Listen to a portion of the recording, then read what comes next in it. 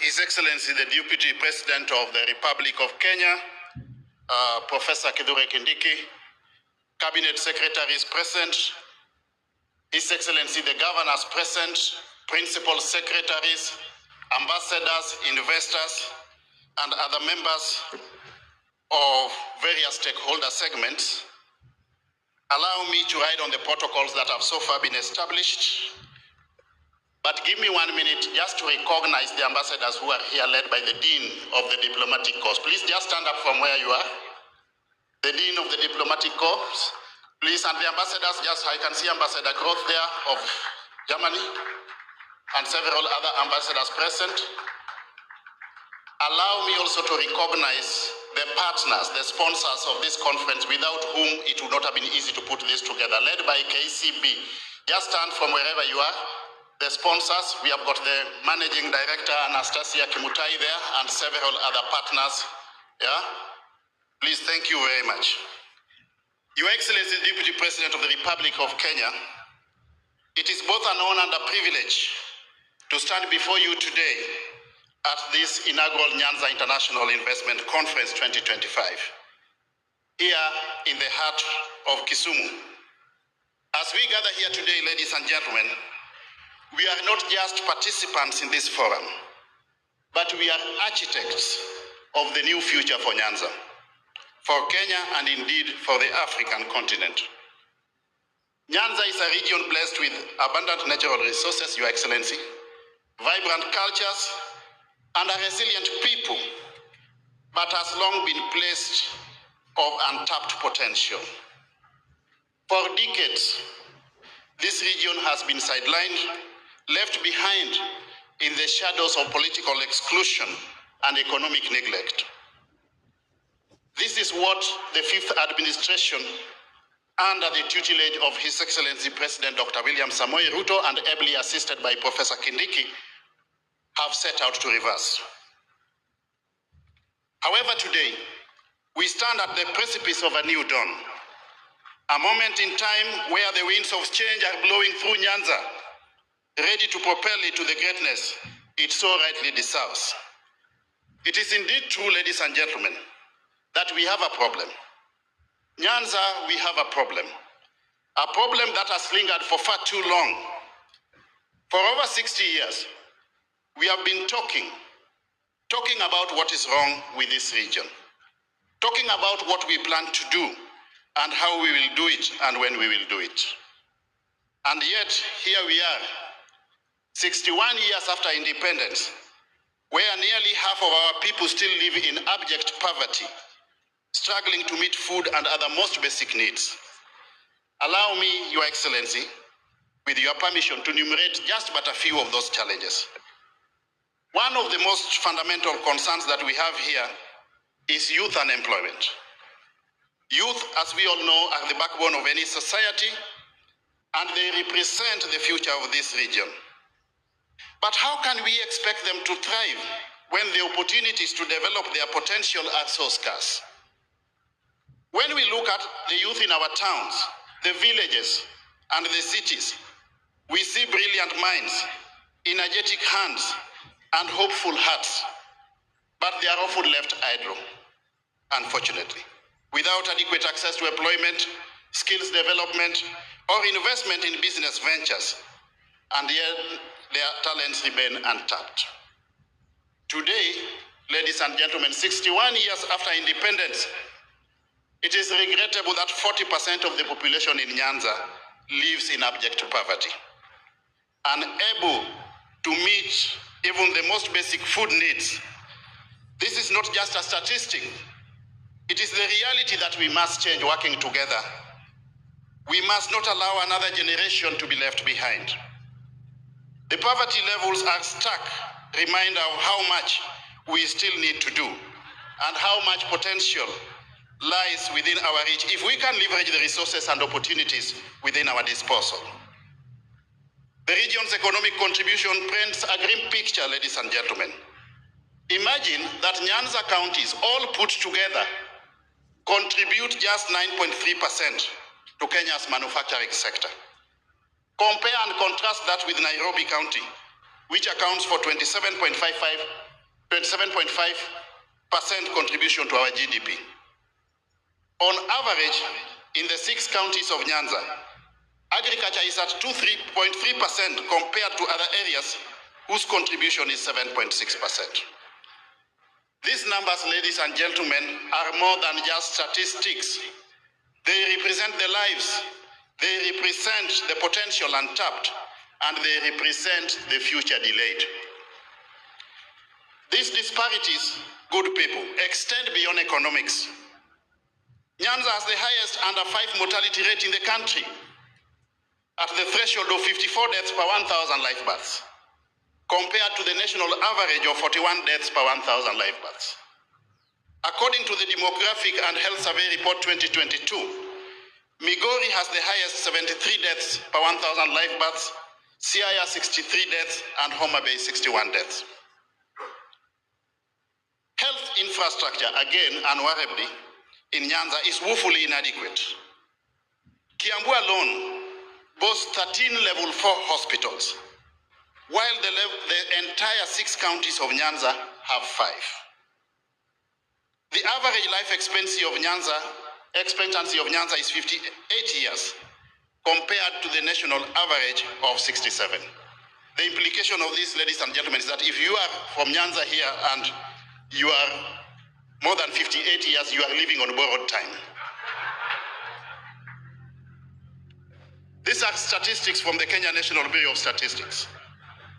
Water access is another glaring challenge. While 22.7% of households in Nairobi have piped water to the main house, in Nyamira and Kisii, it is a mere 0.9% and 1.01% respectively. These are not just figures on a report. They are the daily struggles of our people. And yet we have Lake Victoria, Africa's largest lake and the world's second largest freshwater lake. It remains an underutilized resource that could revolutionize the region's economy. How I wish we joined hands so that we can attain full capacity utilization or optimal capacity utilization of Lake Victoria. This lake should be a lifeline. It should be an engine for economic growth. It should be our pride. With 14 million people in the Lake Region economic bloc dependent on the lake for their livelihoods, Your Excellency, we cannot afford to continue this disservice to ourselves. The recurring floods of Kano Plains and Nyando and the unfortunate fatalities caused by hippos in the lake cannot be the legacy of such a powerful natural resource. This must end, and it must end now. Lake Victoria is the gateway to the East African community and the larger Great Lakes region with a market of over 100 million people. This, Your Excellency, presents a business opportunity in inter-county and intra-country logistics and trade. Spanning the 3 East African countries, it offers opportunities for lake transport to move commodities like oil and agricultural produce right from here within Nyanza to the entire East African region. By encouraging intra-regional trade and enhancing connectivity between counties and neighboring countries, we will open new markets, enhance supply chains, and facilitate the exchange of both goods and services. Creating favorable policies and trade partnerships will build stronger economic ties in the East African region. The vast resources of Lake Victoria present immense opportunities for the fish processing sector. By modernizing processing plants, improving quality control, and expanding value-added products, the region can tap into global markets, thereby contributing to both economic growth and sustainable development. The Lake Victoria Ring Road, which has been envisaged for quite a long time, would be a transformative infrastructural project for this region, Your Excellency. It will boost tourism, it will boost regional trade, it will facilitate interconnectivity and access between the counties of Nyanza and beyond. It will serve as a critical economic artery, facilitating faster transportation and opening up trade corridors across the entire East African region. It is something that we need to pursue to a logical conclusion. The other glaring example is the Nyanza tourism circuit, which is part and parcel of the wider Western tourism circuit, Your Excellency. It offers a rich tapestry of cultural, historical, and natural attractions. This circuit, Your Excellency, encompasses several counties, including Kisumu, Homa Bay, Siaya, Migori, Kisii, Nyamira, each contributing unique experiences for travelers. Some of the key attractions within the circuit are the Kisumu Museum, the Impala Sanctuary, the Hippo Point, the Tabaka Soapstone Carvings, the Kisii Highlands, the Kitmikai, Nyamira Tea Zones, Ekenyoro Cultural Sites, and Ruma National Park, just to mention but a few. The Ministry of Tourism, Your Excellency, you are aware, has put in place plans to facilitate integration of this circuit with major tourist destinations such as the Masai Mara. And this is a step in the right direction, being spearheaded by the 5th administration under the leadership of President William Ruto. For decades, our fate has been dictated by the politics of the day in this region. Our fortunes have risen and fallen at the whim of political shifts and turns, innuendos, if I may call it, instead of being built on the solid foundation of economic progress driven by solid investments on the ground. But let me say here today, our story does not have to continue like this. The prosperity of Nyanza must be defined by economics, not only politics. Whereas the national policy narrative has been that resources follow functions, unfortunately, here in Nyanza, the reality has previously been that resources follow voting patterns. This may be our past, but it cannot be our future. The people of Nyanza deserve better.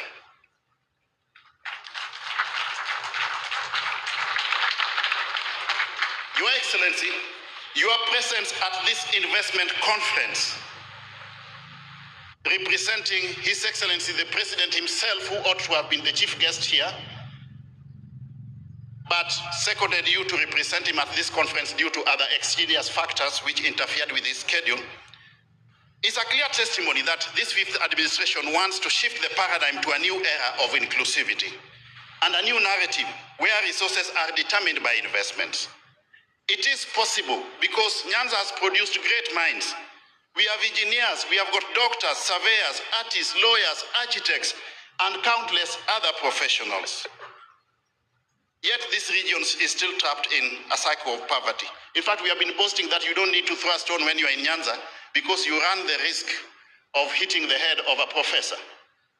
But how I wish that in the not too distant future, if you throw a stone in Nyanza, you run the risk of hitting the head of an investor. Our attraction must not be based on the count of votes, but rather the countless ventures and opportunities and our return on economic investments, Your Excellency. It is therefore time to break away from the shackles of political slogans and focus on what truly matters, which is the regional comparative advantages of the Nyanza counties, investment-friendly opportunities, and unique selling propositions informed by the comparative advantages. We need a situation where we see SACCO memberships outnumber political party memberships. That is when Nyanza will be in business. So that we foster a culture of economic participation over and above political considerations. Consider the Kuria region, for example, which boasts immense agricultural potential, driven by fertile soils, abundant rainfall, and a highly enterprising population. This, Your Excellency, is one of Kenya's leading producers of sweet potatoes. Yet the Getonganya sweet potato processing factory in Kuria West operates at only a fraction of its 40-ton capacity utilization potential. This inefficiency limits job creation. It reduces farmers' incomes and allows middlemen to exploit local producers. There are abundance of opportunities for public-private partnerships, Your Excellency, by way of direct foreign capital inflow. Again, another case in point is the livestock sector.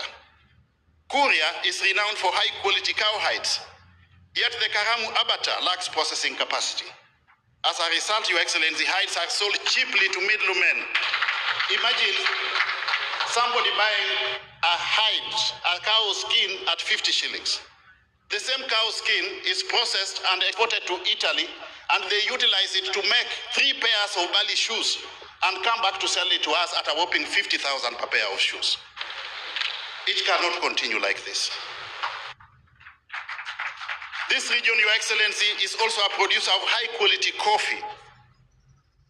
Yet limited infrastructure and processing capacity have inhibited the full potential of the people of Kisii in this regard. The sugar sector is a case well in point, once a cornerstone of regional economic growth, but is poised for powerful resurgence, hopefully, with the recent enactment of the Sugar Act 2024. The government, I'm aware, and we are aware, that has got plans of bringing in private sector investors to lease those sugar factories so that they can attain optimal capacity utilization levels for the benefit of the farmers and the wider citizenry. For Nyanza, this will be a game changer, Your Excellency, because it will enhance agricultural output, create thousands of jobs, and boost smallholder farmers' incomes. We have a wealth of untapped natural resources, and one of the greatest assets lies in soapstone mining in Tabaka within Kisii County. Known for its unique aesthetic appeal and its potential for use in a variety of industries, from sculptures to construction materials, the soapstone from Kisii is a natural treasure that we need to exploit. We also have the largest rice farming belt, Your Excellency, in Ahero and West Kano irrigation schemes. This can be revived by modernizing the industry through the introduction of better irrigation techniques, technology, improved seeds as a means of a value proposition. A survey by Egerton University's Tegemeo Institute in the recent past, Your Excellency, espoused that rural households consuming maize flour have declined to 78% in the recent past from upwards of 86%, while households consuming rice on the flip side of it has increased from 54% to 61%. Nyanza also has rich soil for cotton farming, which can support and boost the textile industry. I dream of a time when Kisumu International Airport lives up to its name, hosting flights across the globe, not just from Nairobi. These flights should carry the fruits of our labor, not human beings. The fruits of our labor, bananas, avocados, and tea from Kisii and Nyamira, fish from our lake, sugar from the sugar belt, and sweet potatoes from Kuria, all destined to international markets. We have set sights, Your Excellency, on a shillings 2.1 trillion plan to extend the Standard Gauge Railway. If this comes to fruition, it will again open up the entire lake region for purposes of commerce, trade, and even mobility. Another case in point is mining, particularly at the Makalda mines in Migori County. The mines are rich in valuable minerals like gold, copper, and zinc. Yet, despite this incredible potential, they remain vastly underdeveloped. In fact, it's mind-boggling, Your Excellency, that when you visit some of the gold mining areas in Nyanza, the only evidence that you have to espouse that mining has taken place is very wide-gapping holes. Yeah? There is no indicator by way of improvement in the standards of living of the owners of the parcels of land where the mining takes place. This is a trend that we must reverse. With proper investment, technology, and expertise, we can turn the Makalda mines into a vibrant industry that not only drives economic growth for the region, but also enhances Kenya's global positioning in the marketplace. Koru Soin Dam, this, Your Excellency, would be a game changer. It would be a game changer because it would mitigate against the floods we have been witnessing in Kano. It would augment the efforts of the Sondu Miriu hydroelectric power plant by way of energy. It will facilitate last mile connectivity of water to our homes, and during dry spells, it will also facilitate irrigation for our crops. It is a project that we need to pursue to a logical conclusion. Another one is the Magwagwa Multipurpose Dam in Nyamira. This dam is designed to support a 13,000 hectare irrigation scheme benefiting the counties of Nyamira, Kisumu, Vihiga, Kericho, Bomet, and Homa Bay. In equal measure, we need to pursue this dam to a logical conclusion. I'm aware that Lake Basin Development Authority has been pursuing certain partnerships. The national government, of course, equally needs to come in and see what needs to be done, including but not limited to public-private partnerships. That dam represents a significant infrastructure in Kenya, and it would bolster both energy production and agricultural productivity in the region. I want there, as I summarize, to call all of us to action, ladies and gentlemen. The time to act is now. The challenges are real, but the opportunities are endless.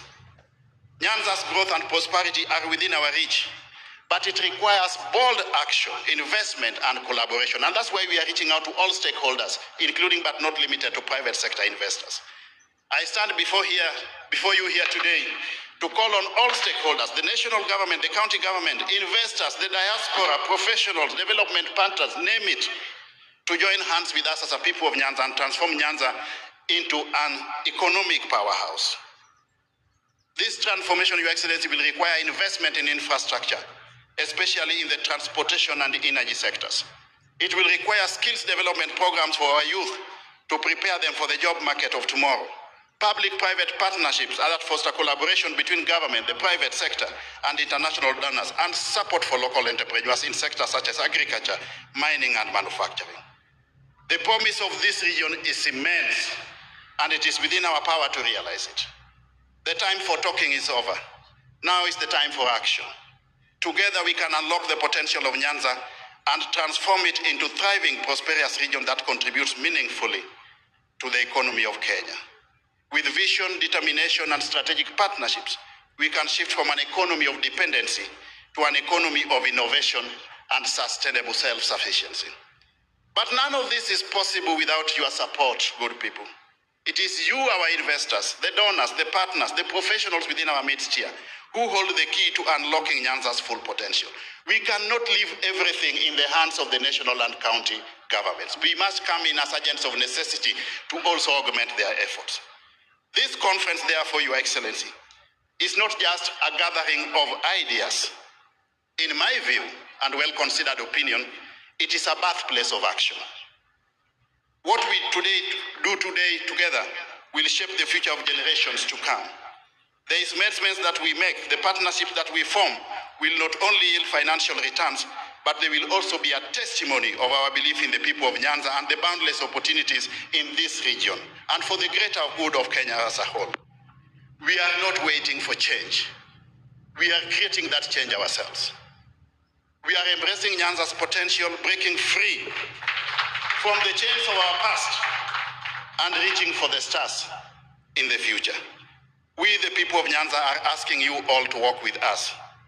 In return, I promise one thing, that your investment will not just be measured by profits alone. It will be measured in the stories of young entrepreneurs, of farmers whose livelihoods are transformed, of communities empowered, of infrastructure that drives growth, and of a region that rises to meet the challenges and opportunities of the 21st century. And I see a future, Your Excellency, where no young child in Nyanza struggles to survive childhood. This is our opportunity. The challenges are clear, but so are the opportunities. We have the resources, we have the people, and most importantly, we have the will to change. It's time to transform Nyanza. This will require transformational leadership, and it will require the input of all of us.